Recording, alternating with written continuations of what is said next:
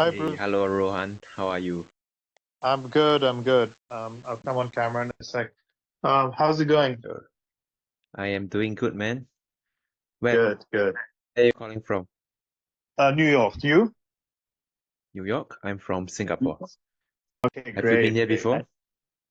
Yeah, many times. I used to live in Hong Kong for 10 years, so I was in and Oh, out of BS, and I know Singapore really well. So nice to meet you. I've got basically about 25 minutes. The last 5 minutes I need to get prepared for the next client meeting. But yeah, please go ahead. Tell me how I can help. yeah, sure. So before we start, I'd like to give some context first as to why we are doing Sure. this. Who are we? Sure. So I'm Bruce. I'm the founder of Convert Inbox, and what we do is we work with B2B SaaS companies to help them to scale past the 1 million ARR goal as with using outbound marketing, value-based outbound marketing. And the reason we are doing this interview, it's because we are conducting a market study based around the AI SaaS market. Okay, it's a really new area, so we want to get a deeper understanding about it. Okay, and then in exchange for participants, for their time and feedback, we plan to share the white paper back to them for free, which will consolidate all the insights from these leaders that we have interviewed. Okay, so the whole call will take about 30 minutes, but since you said we've only got about 25 minutes, I will just go to the key questions, all right? How does that sound, Yeah, Rohan? that's great. Let's shoot. Okay, sure. So first of all, I understand that you're the founder and CEO of Yeah. Louisa.ai, right? Yeah. Okay, could you just share some insights into what kind of business is it? Who does it serve? What problems is it trying to solve for this target group? Yeah, sure. So it's basically a relationship intelligence platform that was spun out of Goldman Sachs last year. And the idea is it's all about trying to connect the right people at the right time.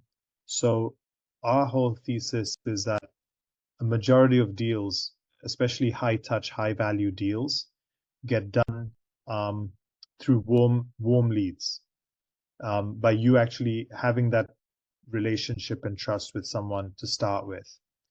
And but a warm lead is not enough. What you need to do is tap the warm lead at the right time.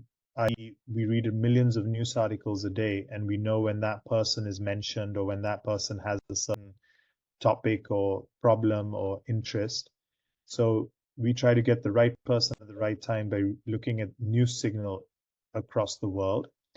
And we also figure out who in the company, you may not know that person, but someone in your company may have a warm lead to that person. It could be someone sitting in operations, someone sitting in compliance, someone sitting in Singapore.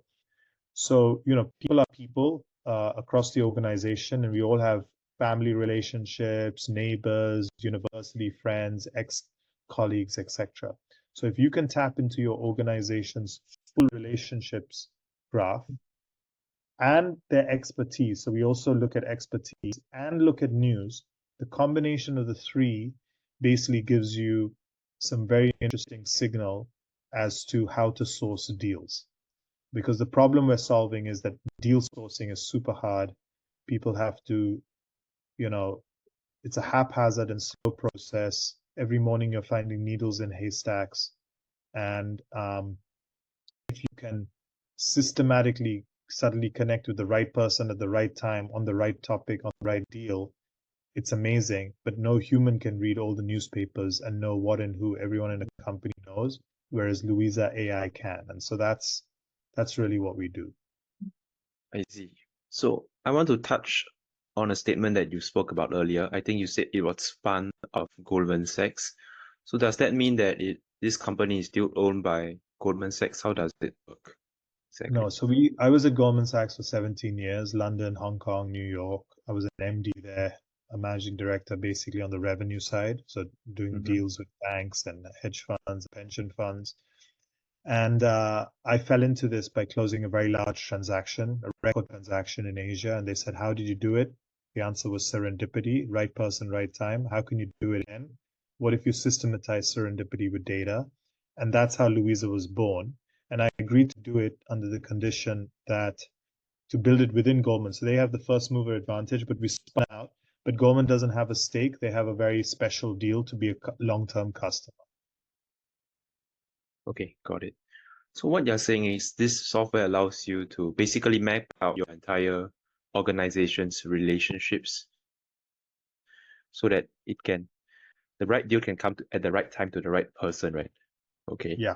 Got it. That seems like a game changer. I mean, I don't know much about the financial space, but if Yeah. you can do that at scale and predictably, it definitely is a game changer.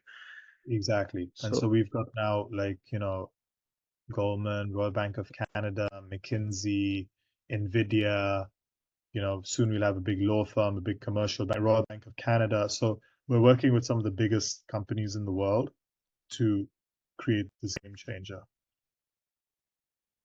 Got it.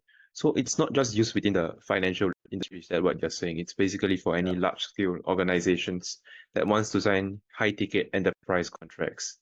Correct. Okay, got it. So let's talk a bit about the goals of the company, since you said it was only spun out of Goldman Sachs in 2023, right? So say for the Yeah. next 6 to 12 months, where do you want the company to be at? I want it to be at basically, I would like us to go deep with some of these early customers and land and expand. And so that one element is the high touch business that I'm focusing on. And I think we've already raised 5 million of seed funding, and we've got 2 years of runway, and I think we can get to break even with these clients, and that'll be that. And of course, we'll expand. But there's also someone else who's working on my COO, who's working on testing whether Louisa would work for low touch. And this overlaps with a little bit of your study, which is, people do a lot of outbounds. They send 1,000 emails a day, 2 people reply, one person shows up, the other doesn't. Like it's a very, that whole cold email, cold call, cold marketing is what it is. And there's a funnel to it, and there's some science to it, but there's a very low success ratio, right? Like a couple of percent less than that. So Yeah, what we're exactly. seeing is, if we're seeing is, can we work with some startups and some startups basically, to see if when they do Series B funding, whether they can use the relationships of their company, but also their advisors, their investors, as many people as they can, to try and source deals in a warm way, which has a lower cost, higher success rate, and maybe a lower cost of acquisition as well. Got it. So you're saying that you plan to go downstream in the future, is that right? Sort of no longer just Yeah. looking at the high ticket deals, but also, okay, I Yeah. see. So why is it only Series B funded companies? Is it because they just have a wider network, say in terms of I say they investors and have, like, advisors? it could be even smaller. It could be, but yeah, they would have a bigger network and so on. It could be Series A, because even Series, it could be any startup actually. But it's just at what point will they be able to, the lowest annual contract value is probably about $20,000. So, which companies could afford that, and what value are they getting for that? Sure. Then in these companies, who are the main decision makers that you speak to that sort of see the most value out of using a product?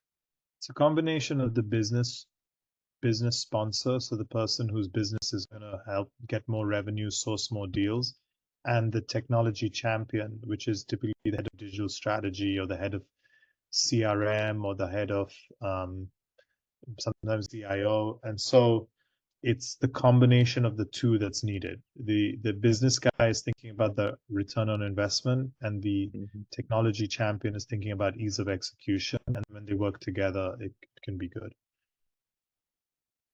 Got it.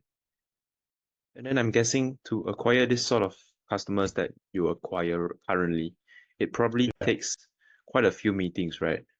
Yeah. Sort of between different decision makers, as well as because of the nature of how this software works. Yeah.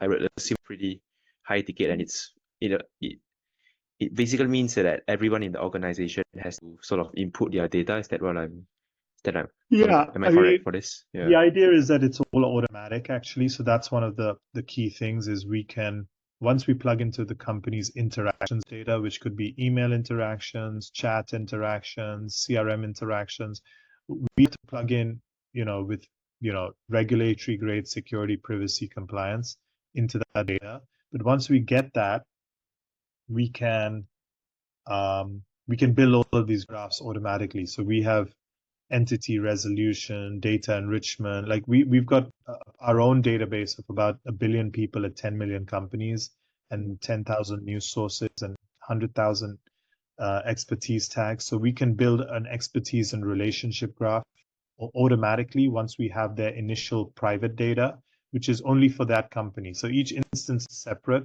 completely isolated, and just for that company.